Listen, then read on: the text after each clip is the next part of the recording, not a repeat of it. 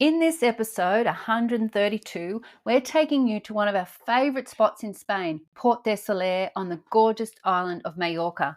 This little seaside town is all about relaxed vibes, pretty views, and soaking up the sunshine.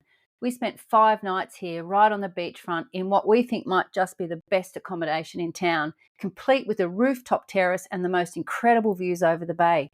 We'll share all the highlights from our stay, strolls along the palm line promenade, lazy days on the beach, and the scenic tram ride to the nearby village of Soler, with its pretty architecture, amazing cathedral, and cobblestone streets.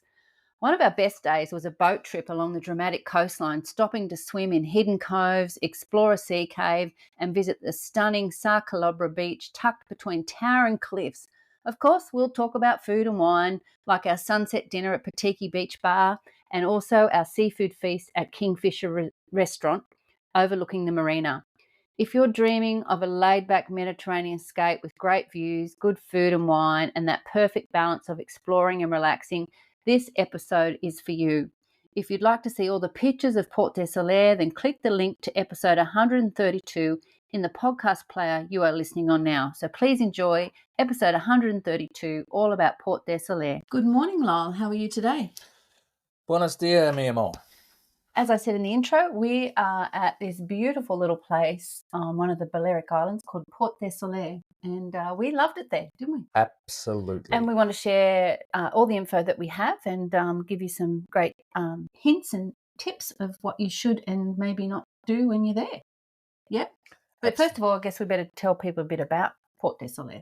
Yeah, Port de Soler is a village and the port of the town of Soler in Mallorca in the Balearic Islands, Spain. The combined population is around 12,000. There's a tramway that links the inland town of Soler to Port de Soler, running along the beachside road. Look, it's beautiful. There's just no doubt about it. It's a picturesque coastal village and natural harbour nestled on the northwest coast of Mallorca, Spain. It's known for its horseshoe-shaped bay, surrounded by the Tramontana Mountains, and offers a charming mix of maritime atmosphere, beautiful scenery, and family-friendly attractions. So if you can imagine, this bay is, as Lyle said, horseshoe bay, so it's lined with beautiful palm trees as well.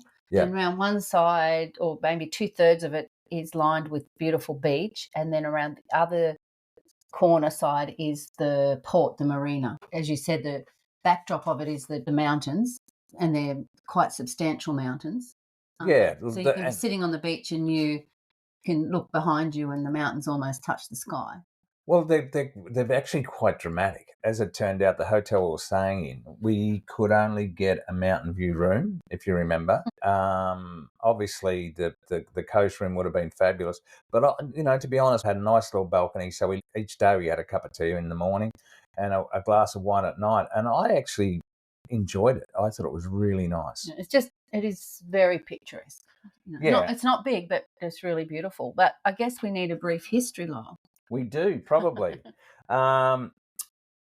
Originally a small fishing village, evolved into a vital trading post, particularly for the citrus fruits. It faced threats from pirates, leading to the defensive structure like Torre Picada.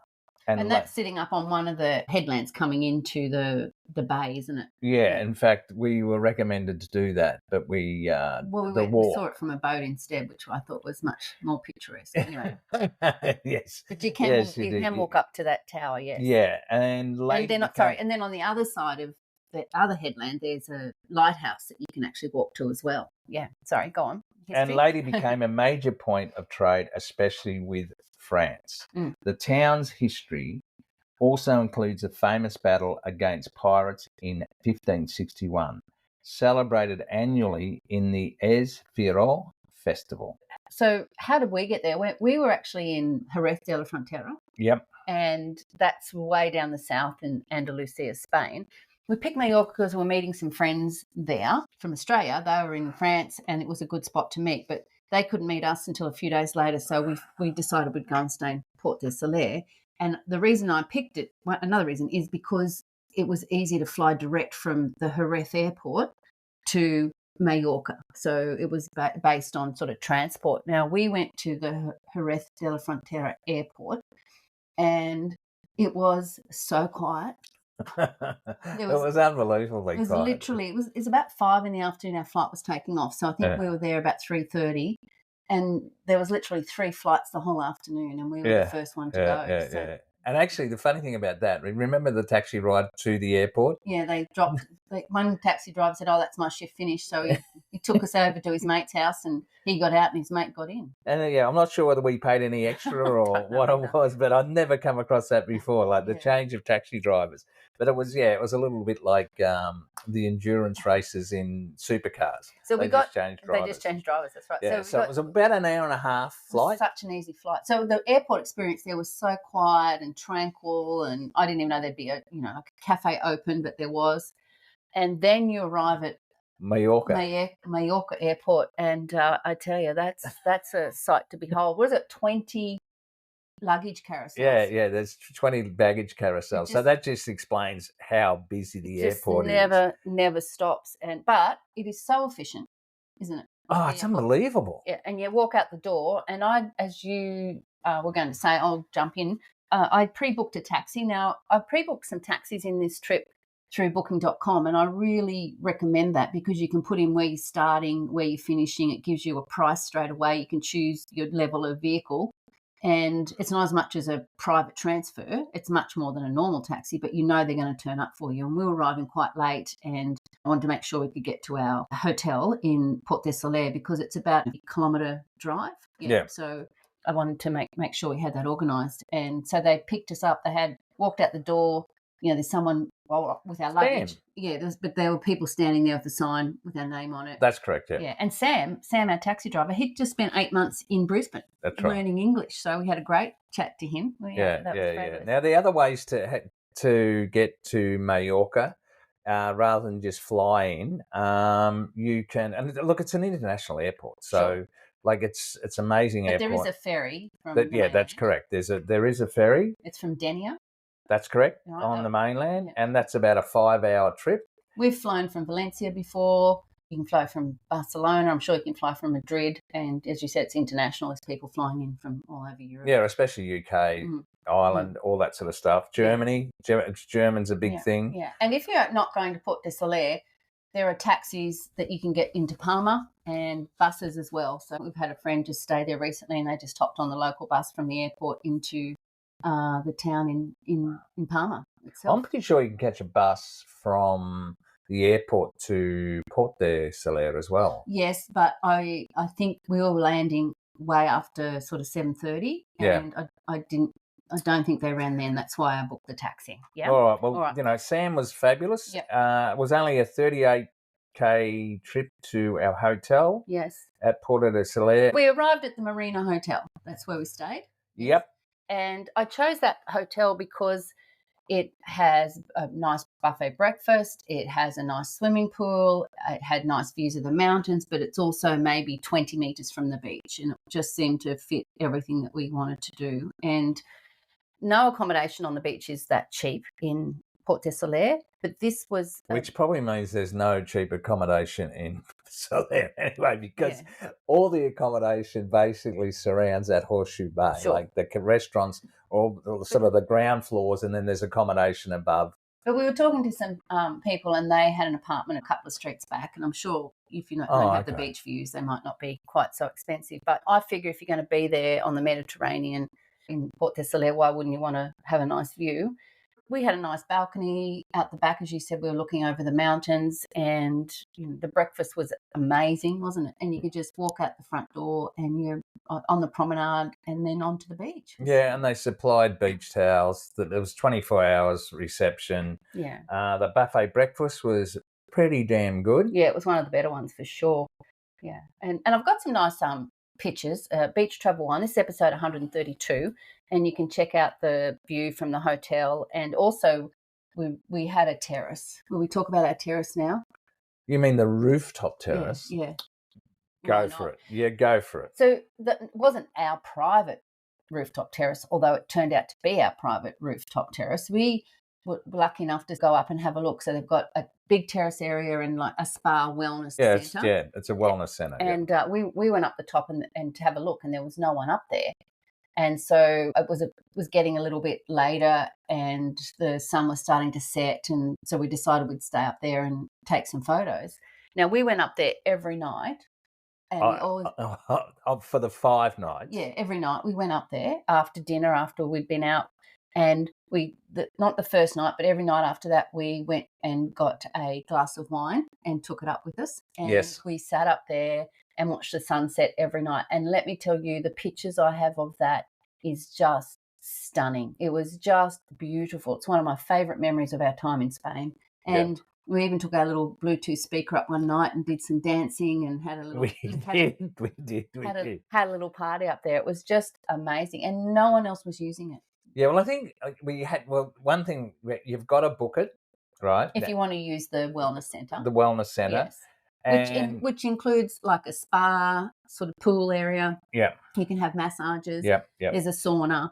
Yeah. Yes. It's got the whole shebang. Yes. But because I think it closed about 8:00 at night, and it was always after that. To use the jacuzzi, yes. Jacuzzi, yes. But the actual terrace closed about 10, I think. Yes, right? That's right. And so we decided that we'd always ask. We wouldn't just go up there.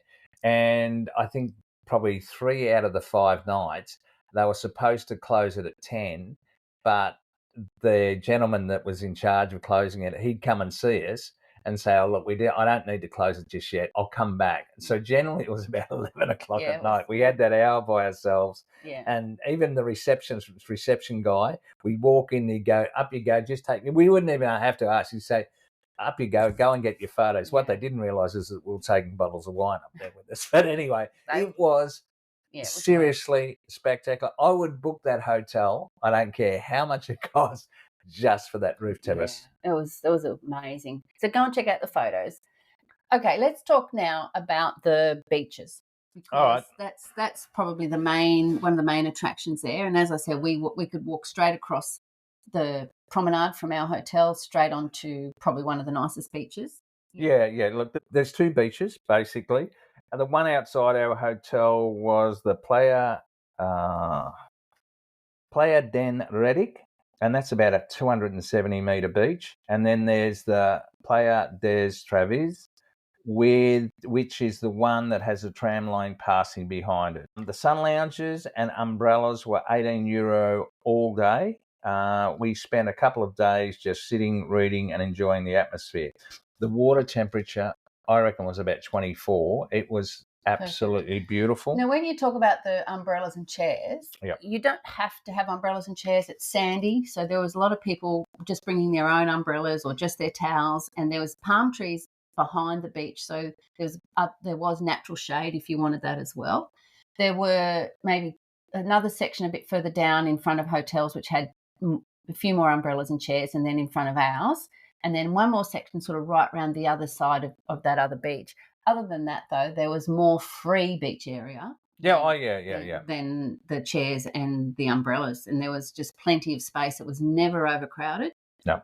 There was only one day this guy decided he wanted to play his music on his phone loud. Oh, he really annoyed you, didn't he? The Disco Dan, I called him. But there were often groups of kids coming, and they were coming from Rafa Nadal's academy. Correct. So there'd be 2 or 3 buses with Nadal on the side of it. The kids would get off and have a swim. So there was just plenty of room for families, for people to have their own little private spot like we did. It was really great.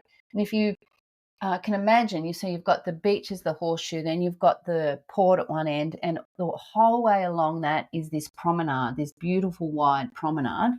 And out the front of our hotel, as I said, right round to one side, there were just these beautiful big pine trees. It was stunning, and the restaurants and cafes all the way along as well. And you just can't really describe it. So go and have a look at the pictures. Episode 132 at Beach Travel Wine.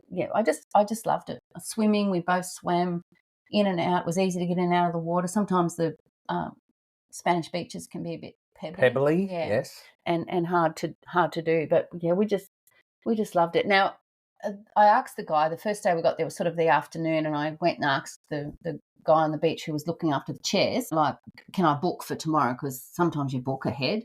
And he said, no, just come and put your towel down by 9 o'clock and it's yours. So we did that. And both days that we went to the beach, there were still plenty of chairs left. He didn't come till 10 to collect the money. But even at 10 o'clock, there were chairs left if you wanted them. So we didn't feel stressed at all about getting a umbrella, did we?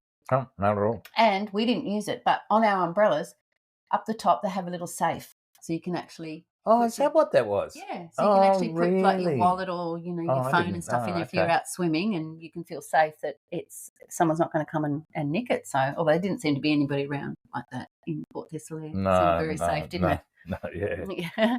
So, what are some must-dos? Obviously, going to the beach, having a swim, walking the promenade. I would say probably the number one thing, if you Google Port Tesselaire, you'll get the tram that comes up, and it's a lovely wooden tram that sort of runs from one end of the Port Tesselaire up to the little town of Solaire, Yeah. And it's very red.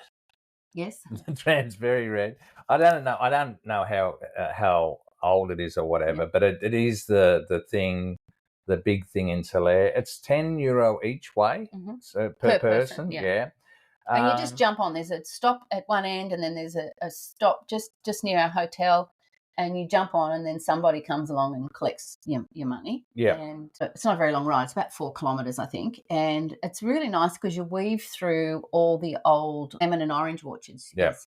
And there's some sort of gardens that back onto it as well. So you've got the bougainvillea almost coming over the tram line, and the lovely little old houses. It's very picturesque, actually, as you go along the tram line.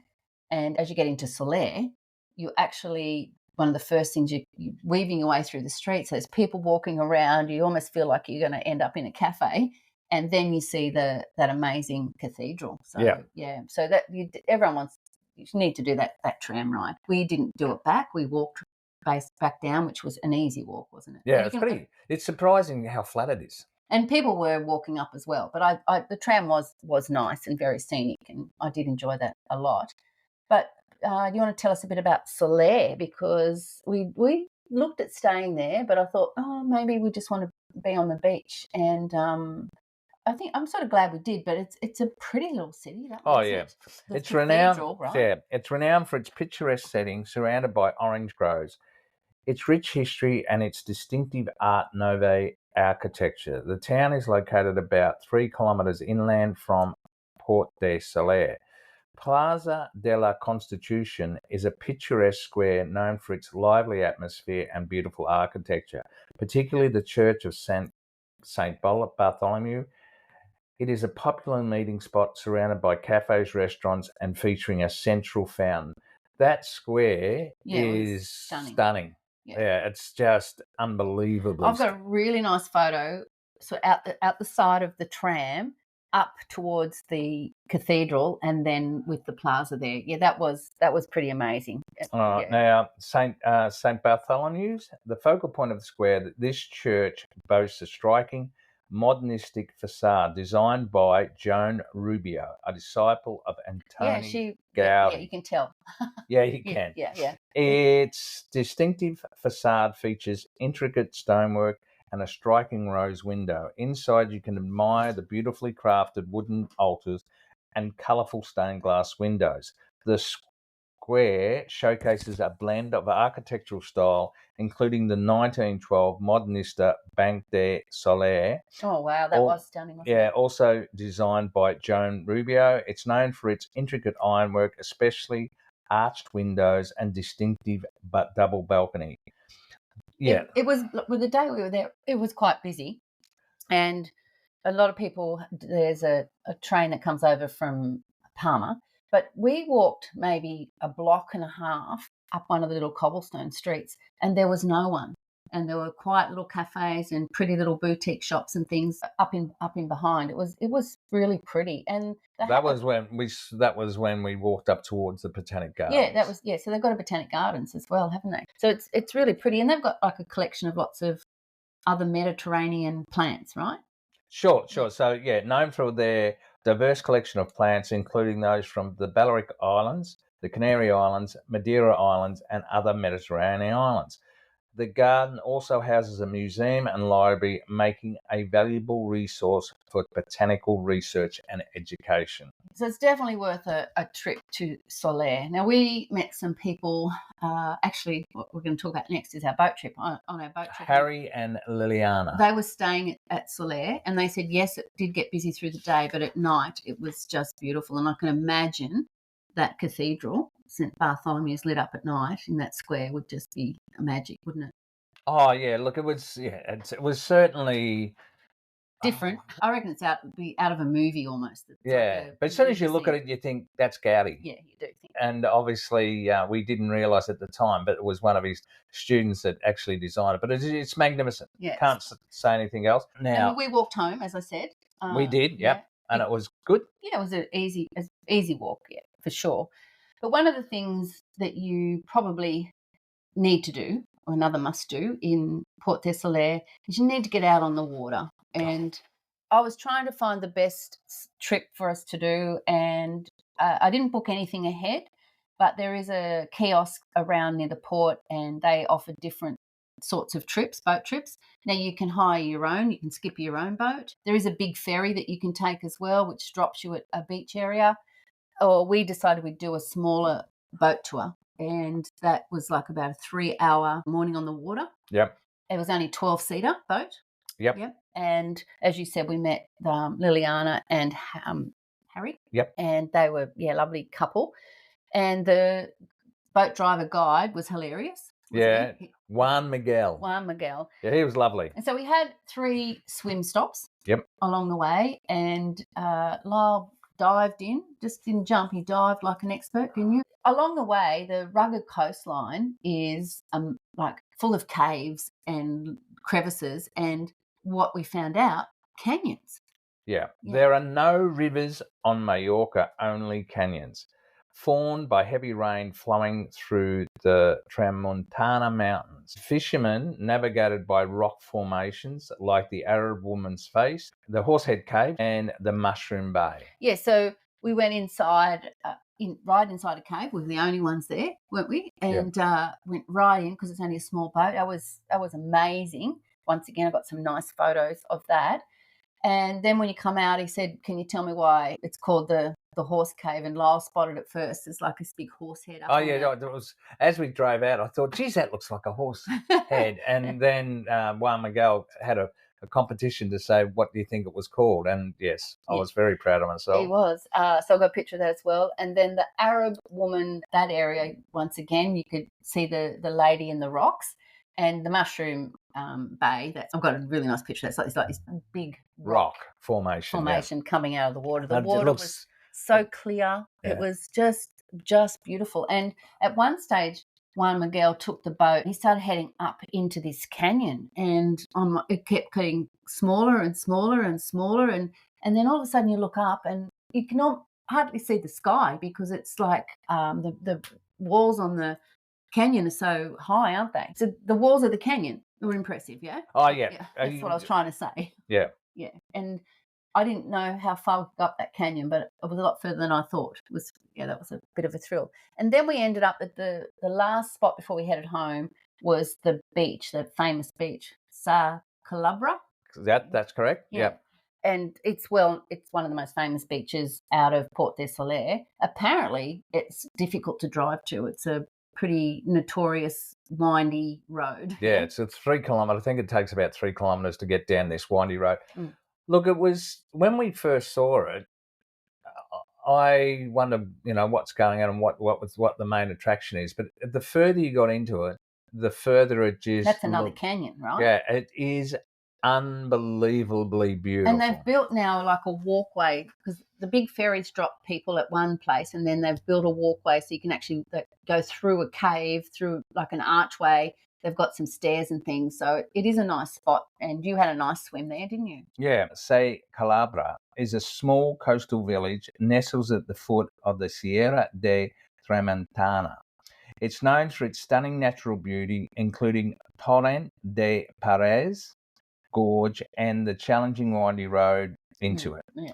So, it is stunning. And when we were there, if you remember, there was a helicopter rescue.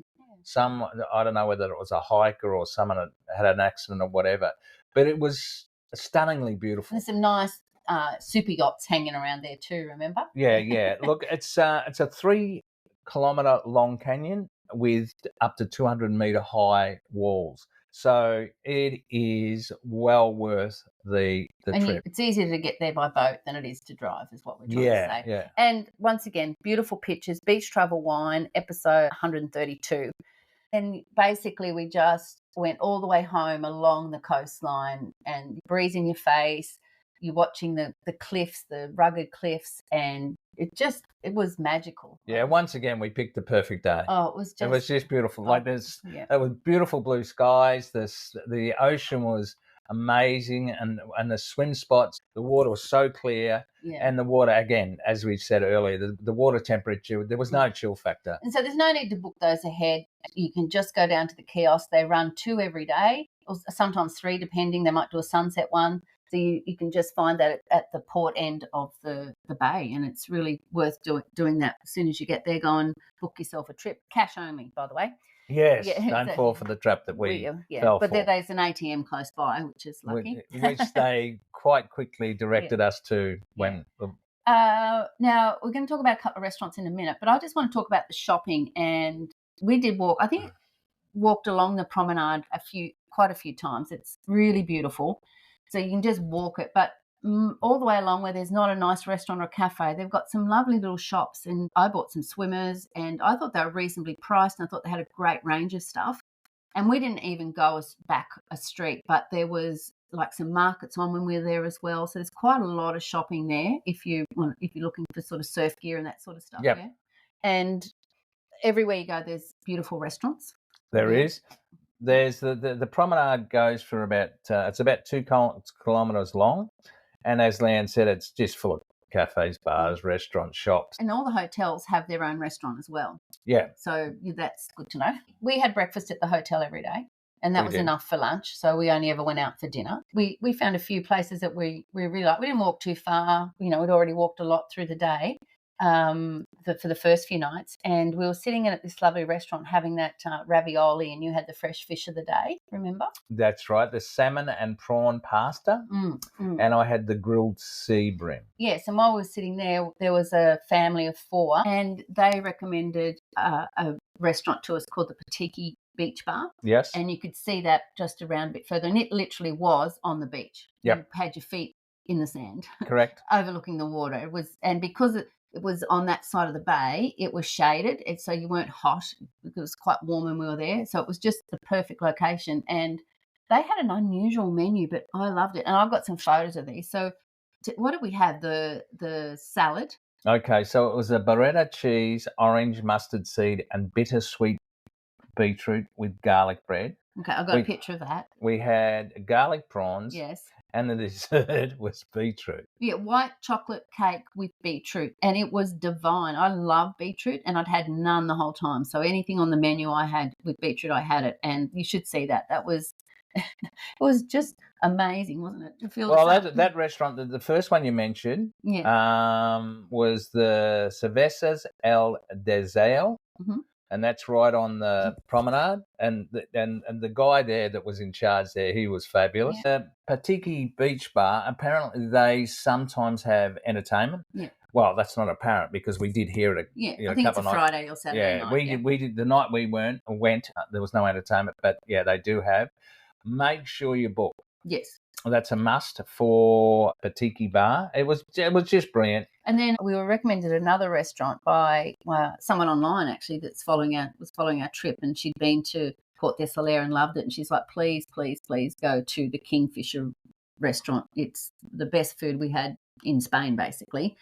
And so I went there to book, and they said you can only book online. So I booked it online. And I think the person that made that reference that said it was, you've got to go there, it's the best restaurant, I'm going to put my hand up right now and say it was the best restaurant. And he's literally got and the others, the other 2 restaurants that we've mentioned, they were very, very good. But my God, the scallops at this Kingfisher restaurant, come on, tell me. Oh, they were amazing. And I got a really nice photo of those. I could have eaten them every day, all day. Yep. Yeah. And Leah you had the fish. Yeah, I had the grilled whole fish. Mm-hmm. And look, it wasn't cheap, but it was 350 grams. Yeah. Like it was like we probably could have shared it. Yeah. So that was beautiful. Yeah. And Leanne had the sea bass, beetroot and cauliflower puree. Yeah. I saw that on the menu and I thought, oh, I know what Leanne's going to have. Yeah. So, but again, absolutely beautiful. It was Yeah, nice. loved it. The food generally was not cheap, but everything we had there was excellent. Yeah, compared to the rest of Spain, anywhere, Mallorca is expensive food-wise. The wine, though, was still reasonable. Yeah. Yeah, so that was good. And I did already mention the shopping. So it's just that perfect little spot. And I would go back there and stay in the same hotel and do that over and over again. It was just perfect. In a heartbeat. I loved it. I loved the beaches. I loved our hotel. I loved the restaurants. I loved the promenade. I loved getting on that tram. I loved the boat ride. Like there wasn't anything about Port de Soler I didn't like. And also we didn't, but along the promenade, there are quite a few hire shops, so you can hire bikes. Oh, that's right, yeah. And it's quite a big area for hiking as well through those mountains. So you can do that on your own, or get a guide and do some hiking there. So it's quite a draw card for people that like that sort of activity as well, and paddle boats as well, like stand-up paddle boards and kayaks and things in that bay. There was a lot of that, wasn't there? Yeah, look, I'm not sure why you want to leave Port del Soler, but I'd say it's not too far to do a day trip into Palma. Yeah, there's a local bus. Like the local buses on Mallorca are really good, and they run between the different towns. You can even get a bus, from Soler back down to Port de Soler. Obviously, it's a lot cheaper than paying the €10 per person as well. So that's always an option. But yeah, you can go into Palma for the day, and also Valdemossa, a little inland town called Valdemossa up in the mountains. Yeah, you could do that. So yeah, look at that. Look at all the different day trips that you can do. If you've got a car, you unlimited to the places you can go inland, but definitely do the boat trip. I loved it. But let's get to it. The most important question is, where was your favourite place to have a wine in Port de Soler? Look, we actually discussed this before this particular podcast recording, yeah. And I said to Leanne, it's got to be Kingfisher. You know what? He brought it up because I think he wanted to bags his. And I'm like, yeah, fine, you have Kingfisher. Yep, that's no worries. And then he's like, damn it, she's beat me again. I know what she's going to pick. Yeah. The terrace, the rooftop terrace. In a heartbeat, Yeah, the sunsets were just glorious. And like it was almost like every night we went up there, it was almost like tingly. It was just... and it was a different colour every night too. One night it was a golden colour, the next it was like a pinky blue. And we tried to stay up there as late as we can until our asked us to go, just to see how dark it actually got. And yet it was just beautiful, and having a wine up there was my favourite place. In fact, I actually tipped the guy for letting us stay up there. I had to give him some cash just to thank him so much for allowing us to have the best time. Well, thank you for listening all the way to the end of our Port de Soler podcast. I hope you go and have a look at the pictures on beachtravelwine.com, episode 132. And if you want to see some videos of the sunsets, the tram ride, the boat ride, on Instagram, Beach Travel Wine, just go up the top to the story highlights and you'll see Port de Soler, and you'll see the beach, walking along the beach. As I said, the sunsets, go out on that boat trip. I've got all the videos there to have a look at, and it's really, really beautiful. You won't be sorry. So, and reach out if you have any questions, Leanne at beachtravelwine.com. So it's adios from me. Adios.